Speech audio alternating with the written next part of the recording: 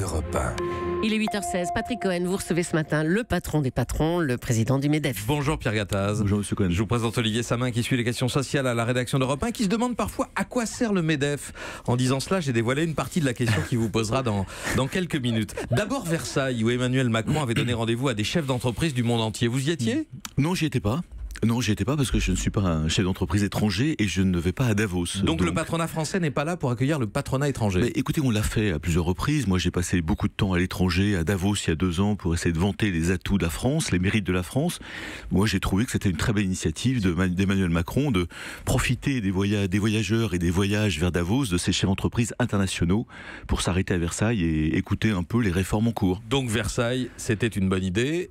Et ce n'est pas votre place. Vous considérez que c'est... Oui, je n'ai pas été vexé de ne pas être invité. Je trouve que c'était une démarche intéressante de profiter de ces voyages pour parler de la France. Voilà. Alors Emmanuel Macron, à vos yeux, a-t-il amélioré l'attractivité de la France, puisque c'était le thème au fond de ce sommet? Oui, pour quelle raison? Parce qu'il est pragmatique, si vous voulez.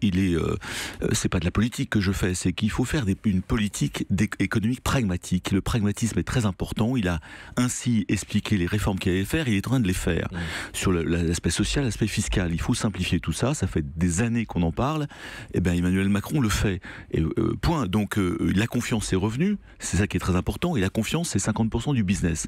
Donc, lorsque je vais voir les chefs d'entreprise français et internationaux, eh bien, ils ont confiance. Et ça, c'est très intéressant. Par contre, le problème que nous avons aujourd'hui, c'est qu'on ne trouvons pas les compétences à embaucher dans nos entreprises qui sont aujourd'hui prêtes à embaucher. Et c'est ça le problème qu'il faut régler maintenant. Vous saluez l'action d'Emmanuel Macron, même si d'après les statistiques, c'est plutôt François Hollande qui a fait le boulot. C'est sous son quinquennat que les entreprises ont retrouvé leur marge. Mais il y a eu des bonnes choses qui ont été faites par François Hollande. Il y a le pacte de responsabilité, il y a la baisse du coût du travail par le CICE. Le problème, c'est qu'il fallait aller jusqu'au bout des réformes, notamment sur la simplification du code du travail, sur une fiscalité de la production et la production locale. Il y a eu trop de zig et de zag, je dirais, dans le quinquennat précédent. Là, aujourd'hui, au moins c'est clair, on va vers, je dirais, des réformes qui permettent de retrouver la confiance des investisseurs nationaux et des investisseurs étrangers. Il y a eu des annonces aussi hier en dehors des contrats des investissements étrangers signés pour attirer les hauts salaires en France, exonération de cotisation retraite pendant 3 ans pour les cadres français ou étrangers qui viennent ou qui reviennent en France.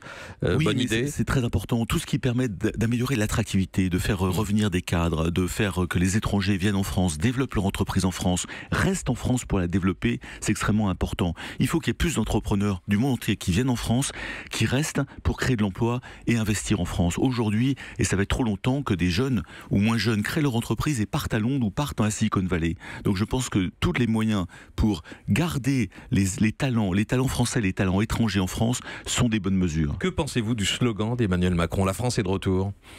Oui, France is back en anglais. Mais écoutez, alors les réformes, il y a des réformes importantes qui sont en train de se mettre en place sur le plan sur le code du travail, important ce qui a été fait en automne, sur la fiscalité, même si ces réformes vont pas assez loin d'une façon générale, mais au moins elles vont dans le bon sens. Et il faut les expliquer. Je crois que, en effet, face au Brexit, face à une politique un peu instable et un peu inquiétante de Donald Trump, face à une coalition allemande qui a du mal à se mettre en place, eh bien, je trouve que la France a retrouvé un certain panache, et je trouve que c'est important pour les Français, pour nos concitoyens, pour tout le monde d'ailleurs. Panache malgré le retrait de la candidature de la France à l'exposition universelle de 2025. Oui, ça c'est pas, je dirais, c'est pas très grave. On a les Jeux Olympiques. Par contre, ce qui est plus important, je pense, c'est qu'il faut continuer de baisser. Quel est le problème? Non, j'ai compris. J'ai compris. Le taux de chômage français, les dépenses publiques, voilà des vrais sujets qu'il faut continuer de travailler au corps. Et c'est pas parce que les réformes vont dans le bon sens qu'il faut pas les amener jusqu'au bout. Oui, baisser les dépenses publiques jusqu'à un certain point, parce que l'attractivité de la France, c'est aussi la qualité de ses infrastructures, de ses services publics. Bien sûr. Mais 57% du dépend des dépenses publiques en PIB, c'est très important, c'est beaucoup plus important que les 49% de moyenne européenne. Je voulais avoir votre avis sur un autre abandon, celui du projet d'aéroport de Notre-Dame-des-Landes. Écoutez, je dirais, au moins il y a une décision, mais je pense pas que malheureusement, si vous voulez, c'est un combat et ça aurait permis de développer, là encore, la région de Bretagne vers l'export, vers l'international. On a besoin de mobilité, on a besoin d'aéroports, on a besoin d'équiper le monde. Eh bien, c'est dommage, je dirais, qu'on n'ait pas été jusqu'au bout de cette logique. Mais au moins, il y a une décision qui a été prise. Ça pose aussi la question du poids de l'État dans l'économie et dans la vie des entreprises. On y revient, puisque vous citiez ce chiffre de 57%. Oui. Quand Toyota annonce des investissements comme ça a été fait hier, c'est grâce à l'appui de l'État, des collectivités territoriales aussi, de la région des Hauts-de-France, présidée par Xavier Bertrand. Oui, mais d'une façon générale, on n'a pas besoin d'aide, on a besoin d'air. Et ça veut dire quoi? Ça veut dire qu'on a besoin d'une attractivité fiscale. Donc on peut réduire les aides? Ça veut dire qu'on peut réduire les aides à partir du moment où on baisse, où on améliore nos marges. Améliorer nos marges, ça veut dire baisser les dépenses publiques. Je reviens sur ce sujet majeur pour la France. Nous vivons au-dessus de nos moyens. Il faut faire mieux avec moins, ce qui permettra de dégager plus de marge pour les entreprises et qui permettra d'innover, d'investir, de s'automatiser, de créer de l'emploi. Tant que les marges sont faibles, et elles sont encore faibles en France, eh bien, on aura de bonnes nouvelles, comme Toyota, comme les annonces qui ont été faites à Versailles par un certain nombre d'entrepreneurs. Et bravo, et tant mieux. Il faut continuer ce combat de la baisse des dépenses publiques, qui est un combat majeur. Et on a compris que, à vos yeux, le gouvernement d'Édouard Philippe ne va pas assez loin. Écoutez, sur ce sujet-là, dans ce domaine, baisse des dépenses publiques et sur ce sujet-là, non, on va pas assez loin. Il y a encore tous les impôts locaux qui sont pas sous contrôle. Aujourd'hui, il y a beaucoup d'impôts locaux que nous payons, qui sont pas du tout contrôlés, qui sont pas mesurés. Ça, il faut le faire aussi. Et enfin, un troisième sujet majeur, c'est la simplification de notre environnement législatif réglementaire. Nous vivons avec 400 000 codes, 400 000 normes en France, 80 codes. Tout cela est extrêmement compliqué. J'espère qu'en effet, dans les mois, les semaines et les mois à venir, le gouvernement prendra le manche sur ce sujet pour simplifier la vie de ceux qui entreprennent en France. Pierre Gattaz, président du MEDEF. Alors, Olivier Samin a une question à vous poser sur votre action et l'action de votre organisation. Oui, Pierre Gattaz, dans une interview à Libération au mois de novembre, Laurent Berger avait fait sensation en disant « les syndicats sont mortels ». Est-ce que le péril qu'il évoque ne vaut pas aussi pour le MEDEF? Ça fait belle lurette que les grands groupes ont l'habitude de frapper directement à la porte de l'Élysée et de Matignon pour défendre leurs intérêts. Le MEDEF, à la limite, ils n'en ont pas besoin. Quant aux autres entreprises, les moyennes et les petites, qu'est-ce qu'elles peuvent attendre du MEDEF, sachant que vous avez de plus en plus de mal à vous mettre d'accord entre vous sur les positions à défendre? On le voit en ce moment, par exemple, sur la question des contrats courts. Non, le MEDEF, c'est le mouvement des entreprises de France. C'est une des très belles institutions qui défend l'économie. Nous avons, nous représentons à la fois le CAC 40, mais nous avons 150 000 entreprises que nous représentons, des plus petites des start-up jusqu'au CAC 40. C'est la première force économique du pays. Les grands chefs d'État qui viennent en France, en général, passent par le MEDEF pour parler d'économie et échanger avec les partenaires sociaux. Donc je dirais que nous sommes, en effet, l'interlocuteur des politiques, des étrangers, et bien sûr, nous essayons de promouvoir, de défendre l'entreprise et les plus petites entreprises.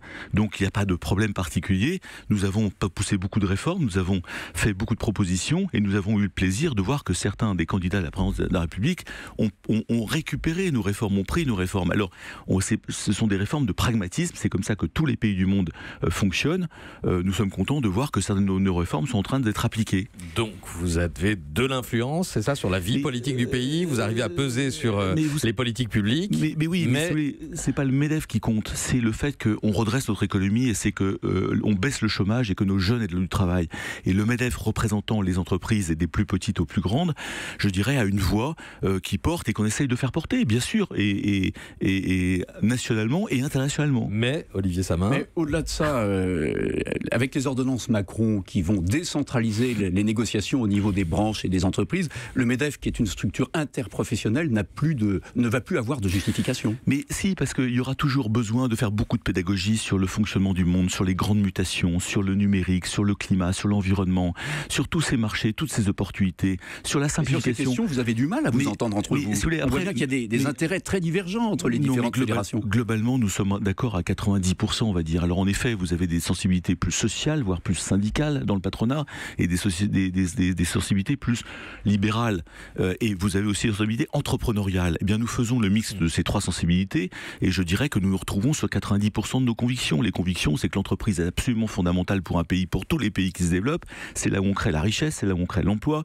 Il faut développer l'entrepreneuriat. Toucher en tout patron, tout cadre salarié chômeur peut devenir entrepreneur. C'est une question de courage, d'audace, de témérité. Il faut les accompagner.